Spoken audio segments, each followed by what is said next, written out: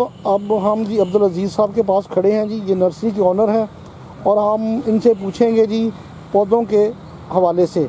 तो भाई ये जो आपका ये पौधा है इसके मतलब आप थोड़ा सा हमें गाइडलाइन दें जी। ये पौधा ऐसा पौधा जो है ना खूबसूरती वास्ते होता है और इससे तो जो है ना बड़े अच्छे तरीके से सजाया जाता है, खूबसूरत घर की डेकोरेशन वास्ते होता है। ये जी इंडोर पौधा है, ये आउटडोर है? ये आउटडोर पौधा है। आउटडोर जी जी, आउटडोर भी रख सकते हैं, आउटडोर भी रख सकते हैं। पौधा है इंडोर चलता है। इंडोर चलता है जी। तो इनको हवा का और इनको जो है हवा का और लाइट्स का कोई प्रॉब्लम तो नहीं होता इंडोर में? ये आउटडोर है। अच्छा ये आउटडोर पौधा है, आउटडोर पौधा है, ठीक हो गया जी। वाह जी वाह, माशाल्लाह जी, बहुत अच्छा पौधा।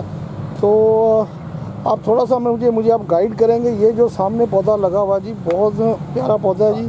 तो अब्दुल अजीज़ साहब ये इसके मतलब आप थोड़ा सा गाइड कर दें जी। जी हाँ जी, यूका अच्छा जी, कलर चेंज होता है।